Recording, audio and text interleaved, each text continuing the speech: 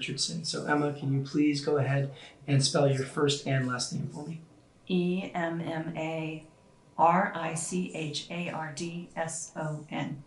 Thank you. And can you please acknowledge that this statement is being video and audio recorded and that you are consenting to this recording? Yes, that's correct. All right. And lastly, I just need you to acknowledge that we've already gone over your rights and that you are willfully making this statement. Yes, that's also correct. All right. Thank you, Emma. So yeah, let's just keep it simple and start with you telling me where you were the day of Daniel's death. I was staying at a motel. And which motel would that be? The Best Stay Motel on the southeast part of town. Now, is there a reason that you didn't go to work that day? I wasn't feeling well, so I decided to take a sick day. And you work at Rose and Davis Financial Services, right? Yes, I'm a junior account executive. And Daniel, he works there as well. Is that also correct? Yes, actually, he's the one who got me the job there. And the two of you were romantic partners, is that right? Yes. Now, do you mind maybe elaborating a little bit more on this relationship that you two had? Sure. What exactly would you like to know? Well, I guess we can start with the police report that you had filed on September 10th. Now, based on what I read, it seemed that this relationship that you two had was not that pleasant, was it? No, but at least not lately anyway. Now, you claimed that he had grabbed you pretty forcefully, too. I mean, so much so that he dislocated your right elbow. Is that right? Yeah, but I don't want you to think that was a norm or anything. So that's not his normal behavior? No, it wasn't. We had been together for 6 months, at least, and I moved in with him about a month ago. He had never once laid a finger on me the entire time or shown any warning signs. So then what exactly happened on that day? I mean, why did he have this sudden change in behavior? He was jealous of a client of ours and we met for dinner. And who was the client? Just a prospective client. His name was Jason Anderson. Jason Anderson. All right. And what exactly happened with Jason? Well, Daniel had to take a call, so he stepped outside. He was out there a good amount of time, maybe 15, 20 minutes. And during that time, Jason and I started talking. I mean, he talked a lot and it was pretty funny. So we talked and had a laugh. That was all. Then when Daniel returned, I think he had the wrong impression. I mean, on the ride home, he kept questioning me about what we were talking about. He wanted to know why we were so happy, and he wanted to know if I found Jason attractive. He even accused me of flirting with some guys in the office from before. Honestly, I had no idea what he was talking about. So has Daniel showed signs of jealousy like this in the past? No, but I mean, there was never a situation like this before anyway. You can continue. Well, when we got home, he didn't seem to calm down at all. We were in the kitchen at the time, and he accused me of lying, and he said he didn't believe anything I had told him. I tried to de-escalate the situation by leaving, but then he blocked me with his body and backed me into a corner. And he grabbed me by the shoulders and forced me to tell him the truth. But what was I supposed to say? I already told him the truth. So then I pushed him off of me. And that's when he yanked me really hard by the arm and threw me to the floor. Oh my God, it hurt like hell. And then when I was on the ground, he kept yelling and screaming at me over and over. I mean, I can't even remember what he was saying. Was he drinking that night? No, the man hardly ever drank at all. I mean, I can't even remember the last time he had a drink. Now, according to the police report, your daughter, Rebecca, she was there when this had all happened. Is that right?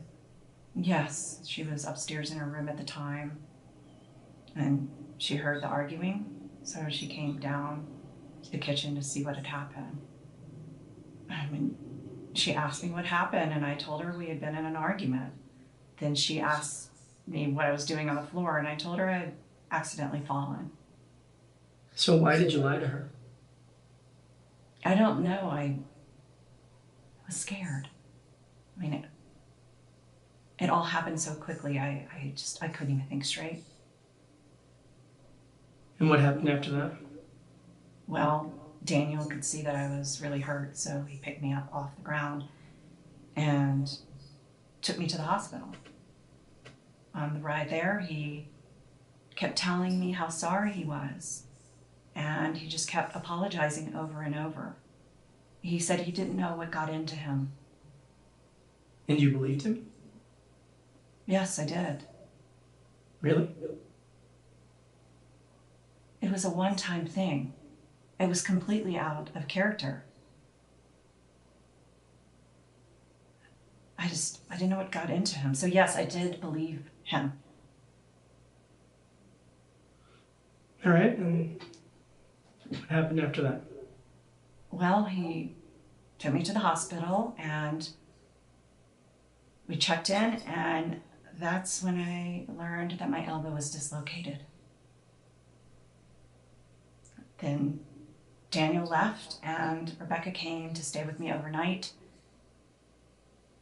And then the next morning I had time to clear my mind, and I told Rebecca exactly what happened. So you told her that he had actually hurt you? Yeah, she wanted me to press charges with the police, but honestly, I was hesitant. I didn't want it to turn into a big thing. But this was a big thing, was it not? I don't know, maybe. I mean, it was a big enough deal that you felt the need to file a police report, right? But that was Rebecca's idea. But yes, I was released from the hospital. We stopped and got some pain medication for my arm. And then we went to the police and filed a report. Then we went to the motel, I checked in, and Rebecca left to stay with her dad. And her dad, that's Charles, right? Yes, Charles. So was Charles aware of the assault that had happened? Yes, I told him that night. Was anyone else besides Charles and your daughter Rebecca aware of the assault? And the only other person was my neighbor, Janice. She must have heard the screaming because she texted to see if everything was okay.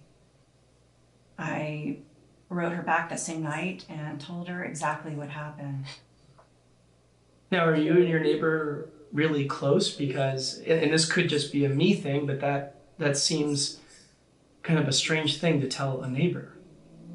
Sure, somewhat, I guess. I mean, we look out for each other, as neighbors are supposed to.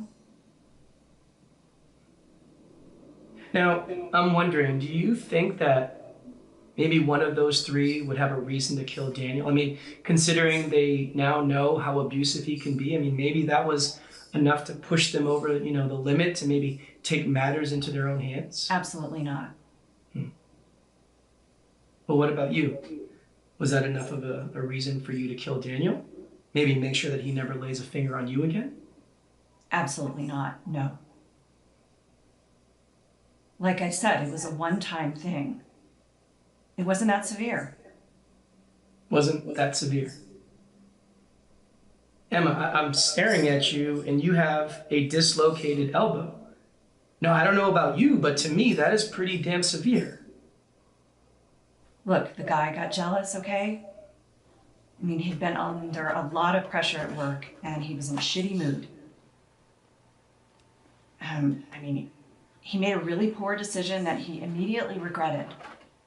Is it okay that he hurt my arm? Of course not. But we can't change the past. And I do believe he was truly sorry. Okay. Fair enough. So Emma, is there anything else that you feel that I should know about this whole situation? None that I can think of. All right. We're going to take a little break. I just ask that you just hang here for a bit, okay? Okay. All right.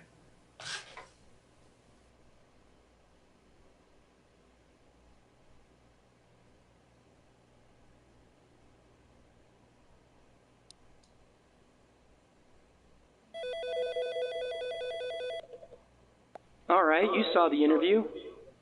You think she's being completely honest? I really can't say for sure. What I want to know from you is if you think she's telling the truth about how severe the abuse was. And I'm talking both physical and verbal. That's a major piece of this whole thing. Whether she's being honest or not will give us a decent idea on how to move forward with this investigation. So let's make sure we really judge this correctly. The right approach should get her to open up a bit more. I'll trust your judgment with that. You tell me, and that's how I'll proceed with her. No rush.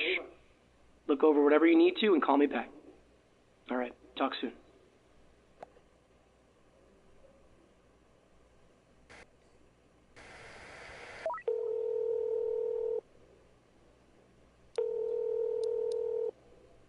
Hello? Okay, so you think she's telling the truth about how severe the abuse was? I'm not 100% sure I agree. But like I said, I'll trust your judgment. I'll get the interview back up in just a sec. Okay. Bye.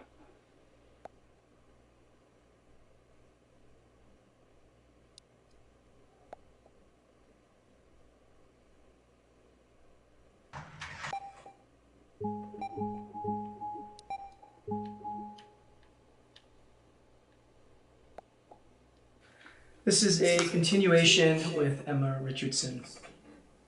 So look, Emma, I want you to know that I do believe you, okay? I believe you when you say that the abuse wasn't that severe. Now, let's just put that aside, all right?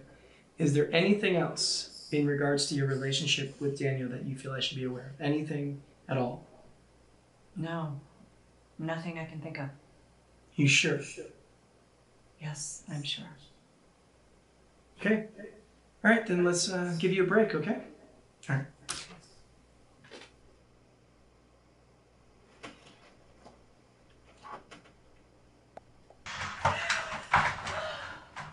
Emma? Been really worried.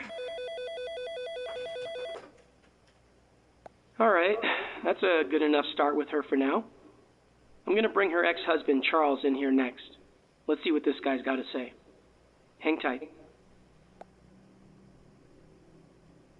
About you, are you leaving him? Are you all right?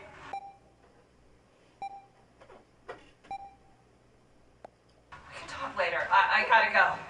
Are you sure to take me now? Just have Look, I said we can talk later. I gotta go. Okay, I got you. You go ahead, I'll get the suitcase. Okay.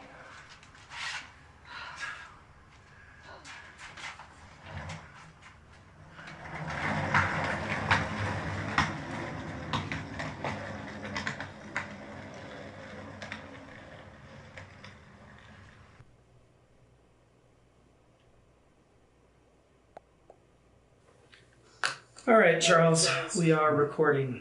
Today is September 19th. I am Detective Martin Ruiz, badge number 7621. And with me here is Charles Humphreys. So Charles, we'll just start with you spelling your first and last name for me. Okay. CharlesHumphrys. And can you please acknowledge that this statement is being video and audio recorded and that you are consenting to this recording? Yes, I did. And lastly, if you can please acknowledge that we have already gone over your rights and that you are willfully making this statement. Yes, I did. All right, thank you, Charles. So, Charles, let's just start with you telling me, why were you seen entering Daniel's house the day of his death? Well, I was doing a favor for Emma, right? I went there to pick up some items that she had forgotten, right? She didn't want to enter that house again, so I went there for her. And what sort of items were you picking up? It was like some clothing and other personal items, right? I didn't sort through the bag, so I'm not 100% sure what may have been in it. So you said bag, so you were there to pick up a bag of hers, is that right? Correct, right. She put it by the front door in the entryway.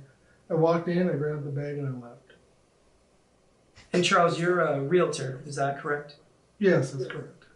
So that means you get to pretty much set your own hours, right? To an extent, sure.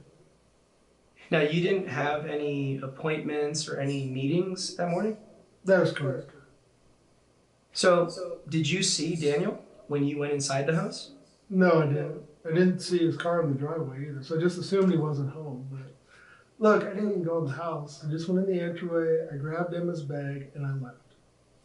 That's it.